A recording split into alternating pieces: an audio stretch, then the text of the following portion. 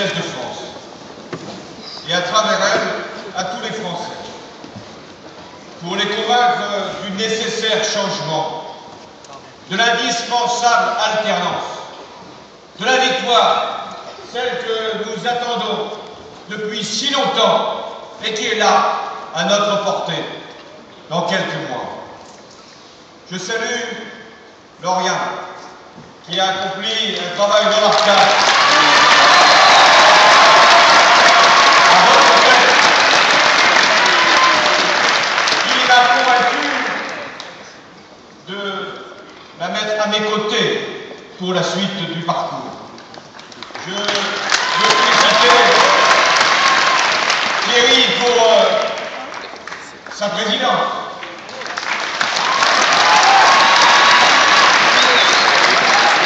À un moment si particulier, toi, tu es en charge du mouvement qui va m'accompagner pendant ces prochaines semaines pour permettre à ta génération, à votre génération, de rencontrer la plus belle joie qui soit,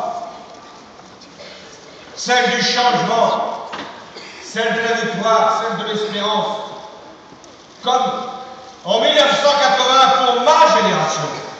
Ce fut là la plus belle découverte que de voir la gauche enfin accéder à la responsabilité.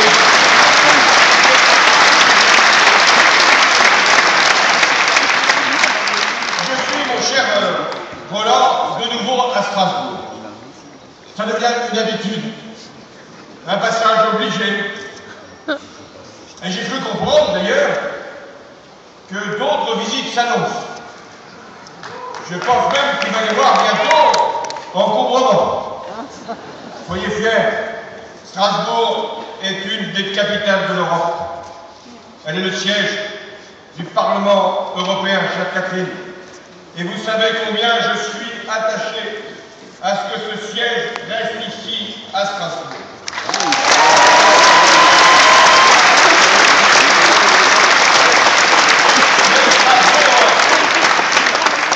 Sous l'impulsion de Roland et de l'équipe municipale et de la communauté urbaine, c'est aussi une ville attractive, innovante, jeune, j'en ai fait l'expérience.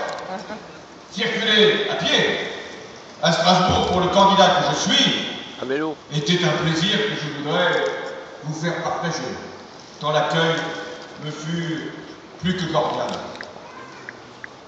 C'est une grande cité aussi de recherche, de travail universitaire. Strasbourg qui nous avait déjà donné un prix Nobel de chimie en la personne de Jean-Marie Lec, aura donné aussi un prix Nobel de médecine avec Jules Hoffmann pour ses travaux sur le système immunitaire.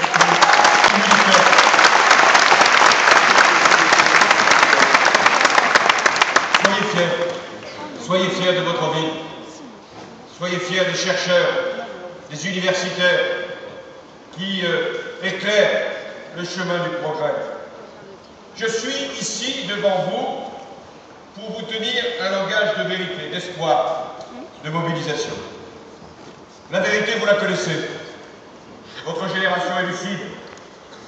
Cette vérité est dure. La crise est là, brutale, profonde, cruelle, et notamment pour les plus modestes.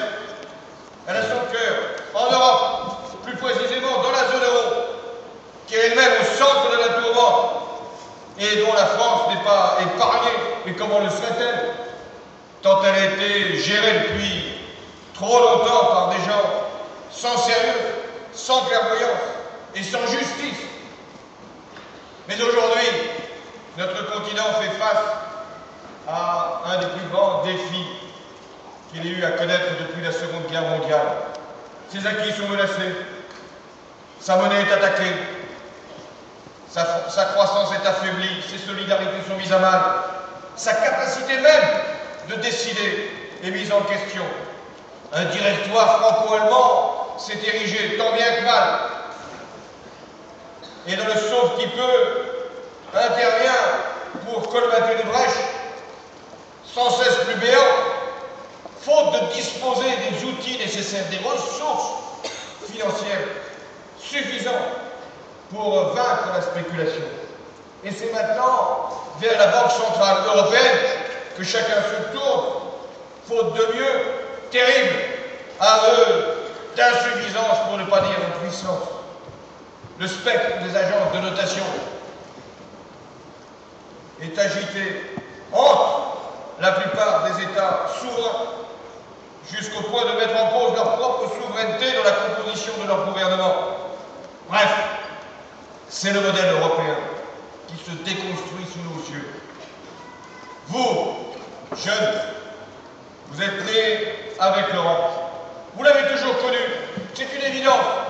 C'est le projet pourtant de vos parents, de vos grands-parents. Projet qui a subi quelquefois des avenirs. Mais nous nous sommes toujours sortis victorieux et aujourd'hui menacés. Et lui-même dans la tourmente. Les jeunes alignés se mobilisent à Athènes, à Madrid, à Lisbonne, à Londres, pour dire qu'ils veulent une Europe des peuples et non une Europe des marchés. Je les comprends. Et nous sommes nous-mêmes devant nos propres responsabilités. Un cycle européen s'achève, un autre doit s'ouvrir, et j'aurai en votre nom à proposer une relance de l'idéal européen.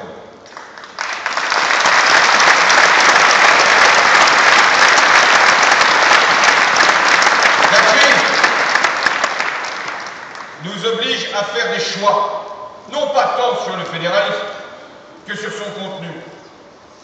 Que veut-on? Un carcan budgétaire avec le risque, à terme, d'un rejet par les parlements ou par les peuples, ou un nouveau projet européen, n'écartant pas les disciplines, mais capable de mobiliser les citoyens de tous les pays de notre continent pour les nouvelles technologies, les énergies renouvelables, l'enseignement supérieur, la recherche, les projets industriels, bref, ce qui fait que nous pouvons avancer.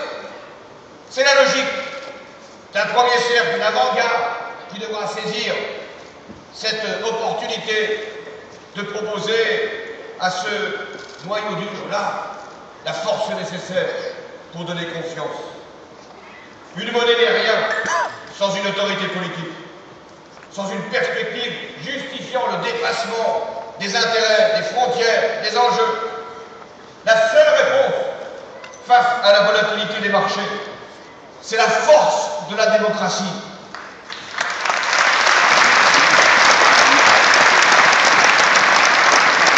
Je le dis, l'enjeu il est là.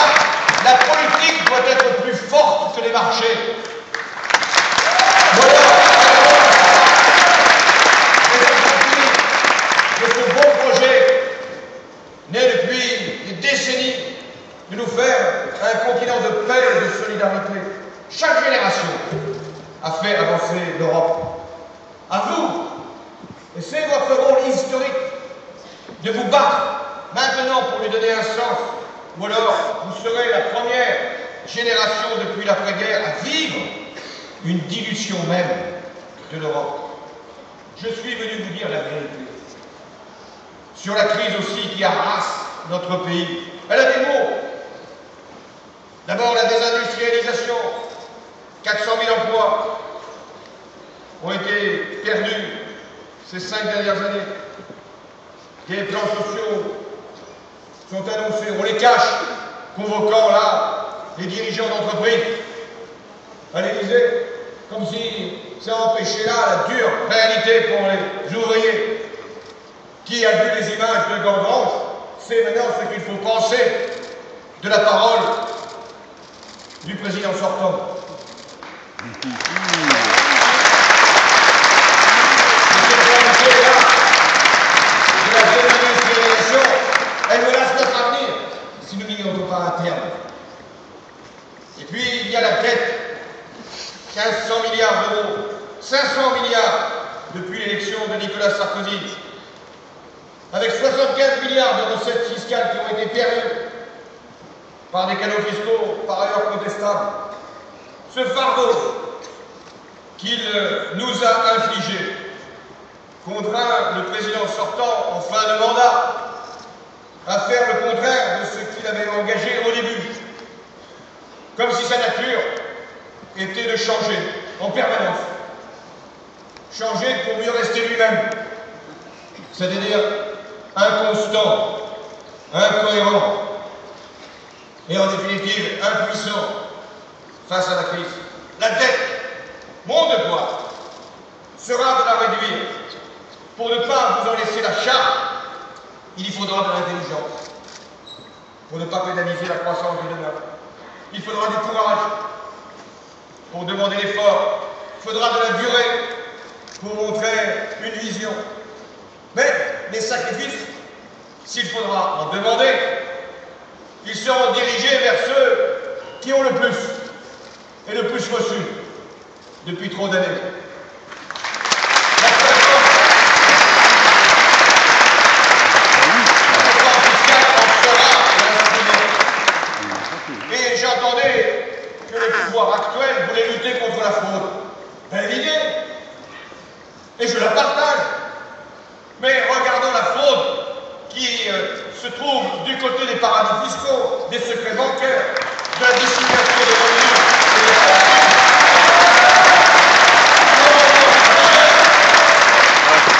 Qui n'empêche pas chaque citoyen de respecter la loi.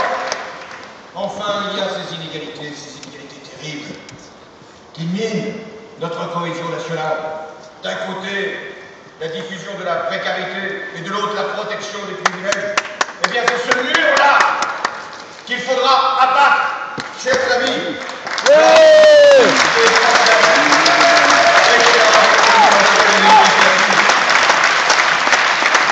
vérité, c'est que la France doute d'elle-même et de son avenir, et c'est là le plus grave.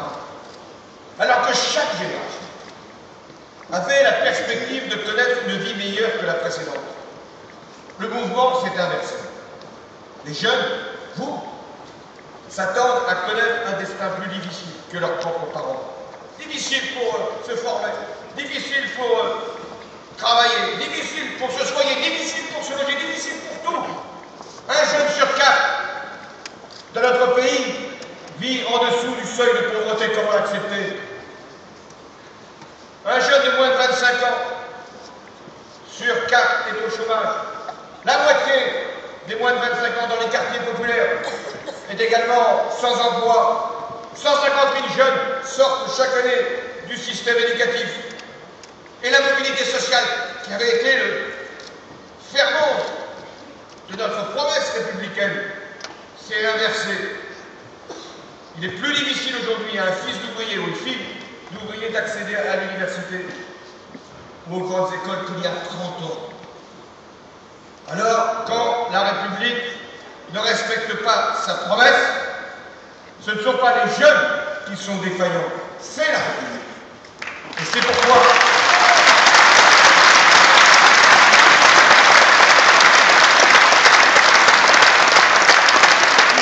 mon devoir, la jeunesse, c'est servir la République tout entière.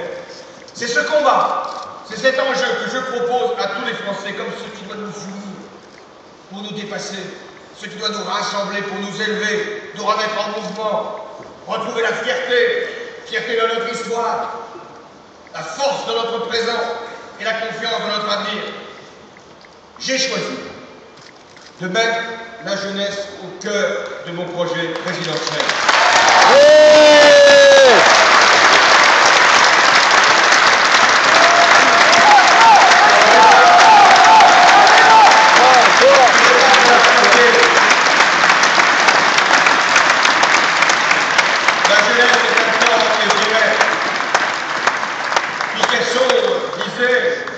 Il a vécu mieux.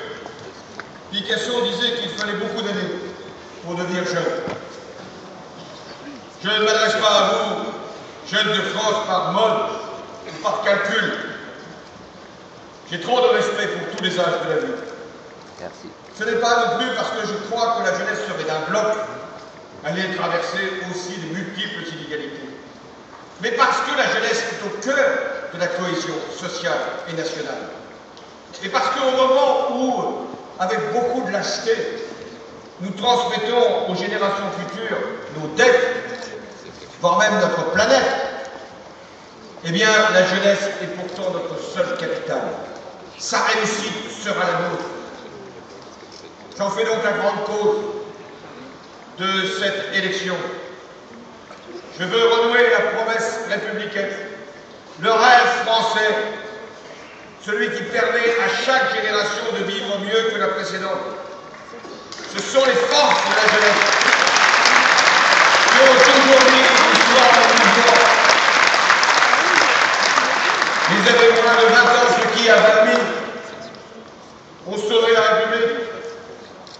Et il n'avait guère plus de 20 ans, les jeunes Parisiens qui montaient les barricades pour imposer la République. Oh, ils avaient aussi 20 ans, les étudiants qui furent les premiers à organiser une manifestation dans la France occupée. Ils étaient jeunes aussi, ces maquisards, qui défendaient nos libertés. Et en 1968, c'est aussi la jeunesse qui a permis de débloquer une société figée. Vais-je ajouter d'autres dates de notre histoire? Mais quand je regarde au-delà de nos frontières, c'est aussi la jeunesse qui a permis de faire reculer les dictatures par-delà la Méditerranée.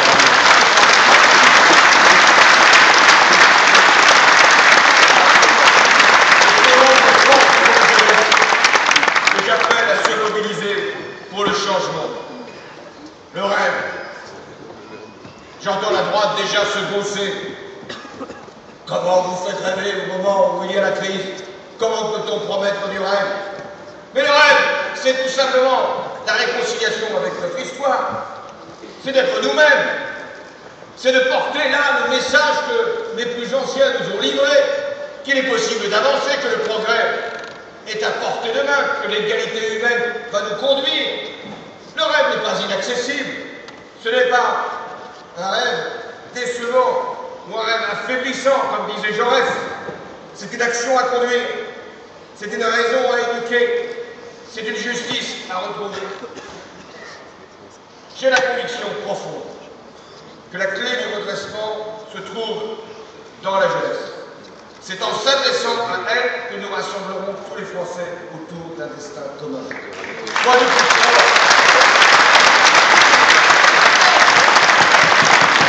je veux dire à ma génération et à forcerie aux plus anciens que là, pour sortir de la crise, pour aller vers l'avant, plutôt que de faire ce que nous faisons tous, des transferts familiaux pour la génération qui vient, nous pouvons faire ce même modèle de solidarité, de générosité, de force dans la nation tout entière.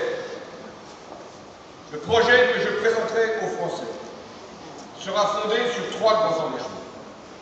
Redresser la France, ses finances publiques, mais aussi son industrie, sa compétitivité, redresser la France aussi à travers la transition écologique.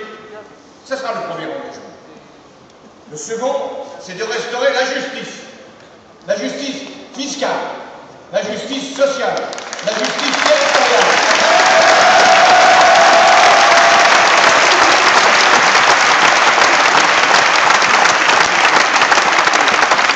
Et enfin, de retrouver une espérance commune. Et cette espérance, c'est précisément d'être capable de donner toutes ces chances, toutes ces conditions de réussite à la génération qui vient. Une chance, c'est l'insertion professionnelle, c'est l'emploi. Je ne peux pas admettre le décrochage scolaire, la relégation sociale, la marginalisation des plus jeunes. Je prends ici l'engagement qu'aucun jeune de 16 à 18 ans ne sera sans solution. Ce sera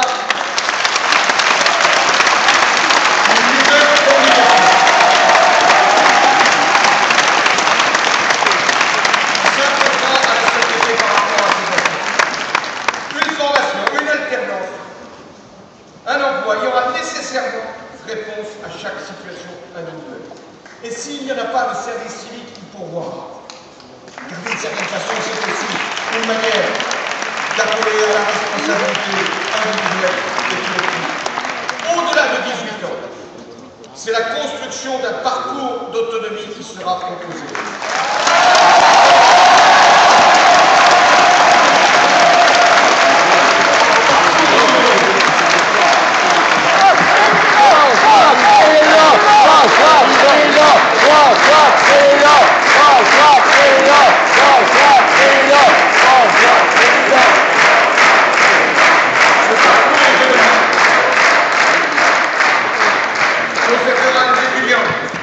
Les jeunes en formation, avec de meilleures garanties contre la précarité pour ceux qui sont les plus en difficulté. Les emplois d'avenir, pour la durée des contrats et les modalités, devront être personnalisés et mis en priorité dans les quartiers les plus difficiles pour les jeunes, dont on a besoin pour l'encadrement des autres, y compris dans le système éducatif.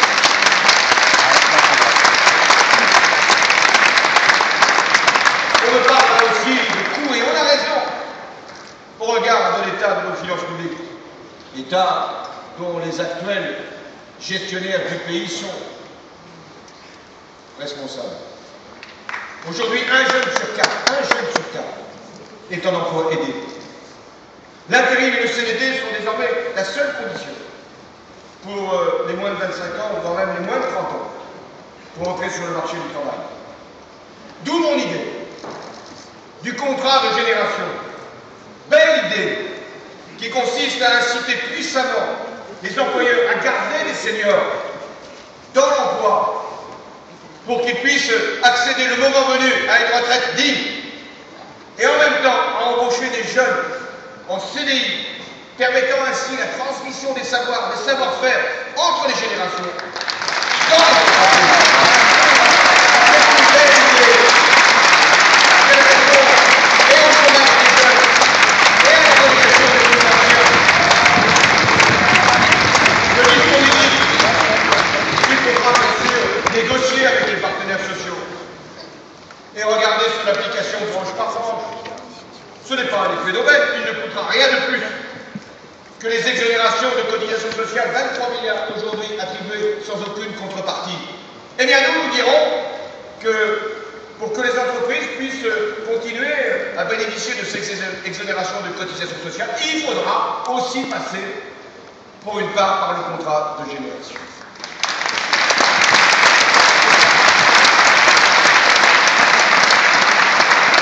Mais rien ne sera possible, et j'en ai pris l'exacte mesure, sans une grande ambition éducative. Le système éducatif a répondu de manière excellente au défi de la massification. Rendez-vous compte, aujourd'hui, à peu près 66% d'une classe d'âge passe avec succès le baccalauréat. Et en même temps, il y a eu un échec qui était celui de la démocratisation. Non pas qu'il n'y ait pas eu de progrès, mais nous attendions mieux. Sur 10 enfants de cadre qui entrent au collège, 8 seront étudiants. Sur 10 enfants d'ouvriers qui rentrent au collège, 3 seront étudiants. La scolarité s'allonge, tant mieux, mais davantage pour les plus favorisés que pour les autres. Et puis, il y a eu cette politique de destruction dans l'éducation nationale. Rendez-vous compte, 70 000 postes ont été ainsi effacés. Notre taux d'encadrement dans le primaire est l'un des plus faibles des pays développés, comme on l'admet, alors que c'était notre fierté. L'école maternelle, aujourd'hui, pour les moins de 3 ans, accueille 10% de la classe d'âge, au lieu de 34% dans le passé. Je considère donc qu'il est de notre devoir, de mon devoir, de refaire de l'école une grande cause nationale.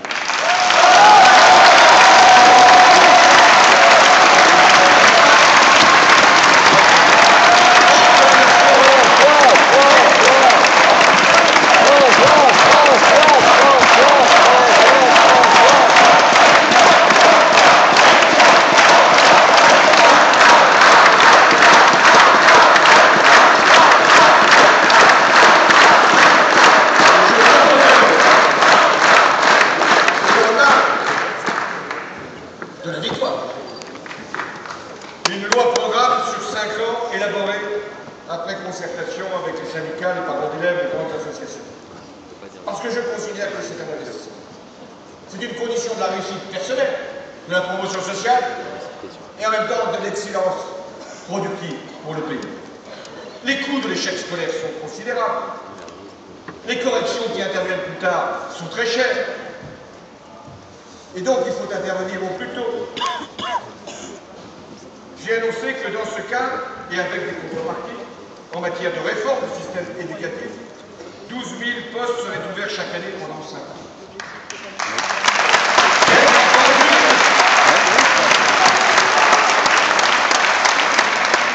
Alors que 100 000 l'ont été depuis 10 ans, là, imaginez que 60 000 pourraient l'être d'ici 5 ans, serait mettre en cause, en péril, l'état de nos comptes publics. Alors que si nous voulons rétablir une formation des enseignants, dites-nous ce nom, et il le faudra. Accueillir plus tôt les jeunes enfants à l'école maternelle. Agir davantage dans les zones en difficulté, là où il y a des échecs, des professeurs, de la participation.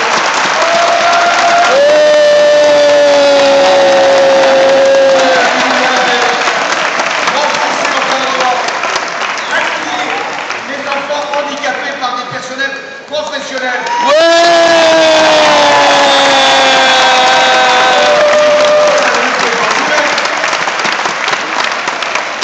Nos concurrents de droite ont fait là la promotion, je leur remercie. 500 millions d'euros. On me dit que c'est peut-être moins par an. 2,5 milliards à la fin du quinquennat, le mien. Et voilà que lui annonce dans le même moment 30 000 places de plus de prison pour le prochain quinquennat, le sien. Enfin, nous ne savons rien.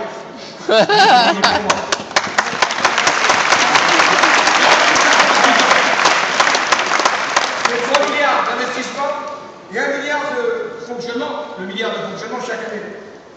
Alors pourquoi ce serait responsable d'annoncer des dépenses supplémentaires pour les prisons et pas pour l'école, mais c'est tout simplement une affaire de choix, de priorité.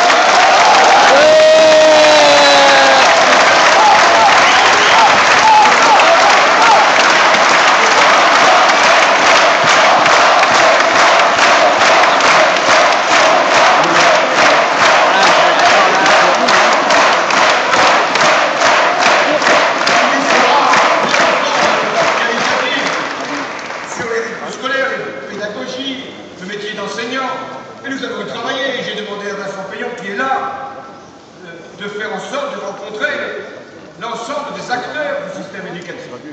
Et nous aurons là des contreparties et les engagements nécessaires. Mais je veux aussi qu'on parle des jeunes, dont on parle moins, ceux qui sont dans l'enseignement professionnel, qui doit être une voie d'excellence.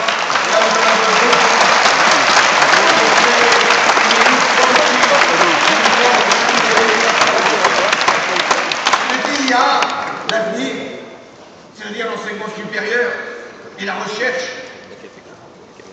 Nous y consacrons trop peu de moyens par rapport à ce que devraient être nos engagements européens. Je fixe donc un objectif. Sur 10 ans, nous devons faire en sorte qu'il y ait 50% d'une classe d'âge qui soit diplômée du supérieur.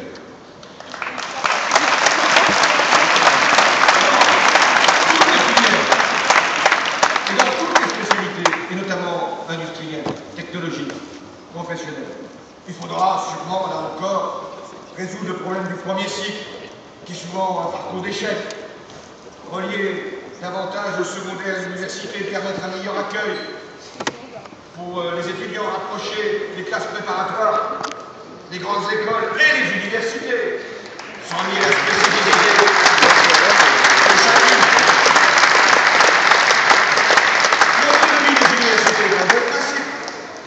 Mais il doit s'agir d'une autonomie réelle, avec des moyens, et de la démocratie.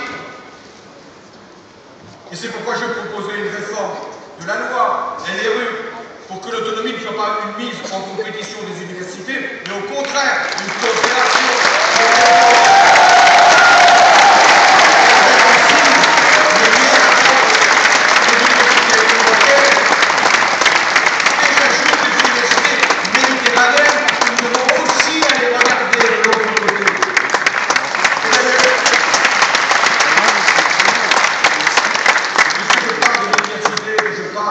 Des pays qui nous sont propres.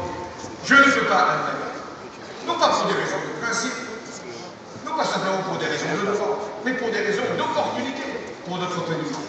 Je ne peux pas admettre les limites qui sont posées à l'accueil des étudiants étrangers dans nos universités.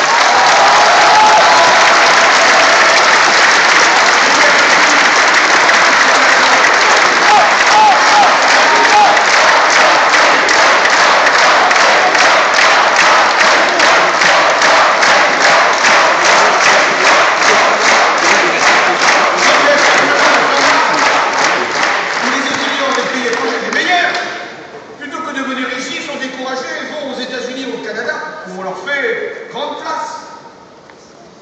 Mais je veux évoquer l'avenir à travers les universités, l'enseignement supérieur, la recherche, mais aussi le nouveau modèle de développement que nous avons à proposer à votre génération.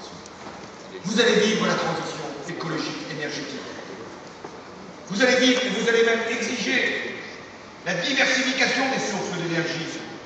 Non pas simplement pour des raisons de sûreté, de sécurité, par ailleurs nécessaires, pour des raisons d'indépendance, pour des raisons d'efficacité, pour des raisons aussi qui tiennent à l'industrie, parce que nous avons besoin, à côté d'une industrie nucléaire qu'il faut préserver, mais il faut aussi avoir une industrie des énergies renouvelables, du solaire, de l'éolien, bref, de tout ce qui va faire la transition. Une économie énergétique de développement. La République, c'est le progrès.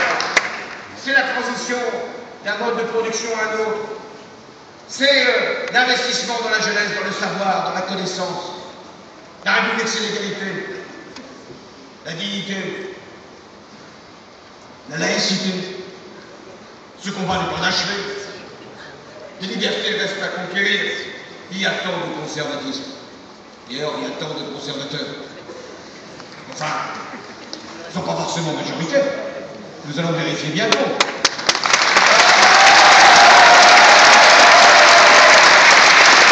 Il y a tant de pyramides encore à faire.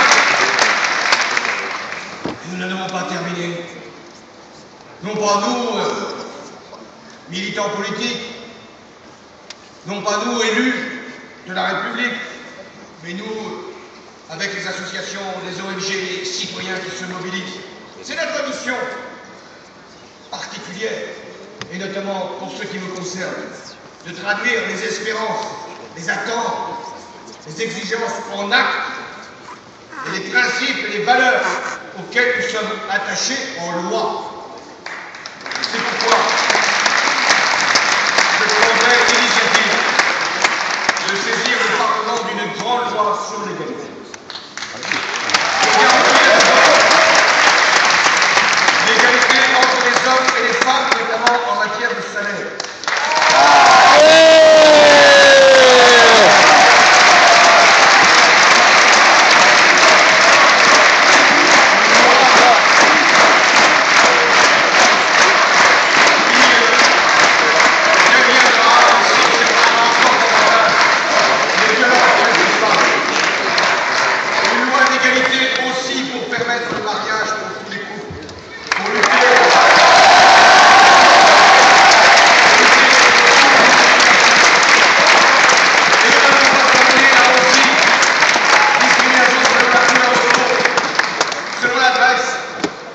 Et parfois selon la religion.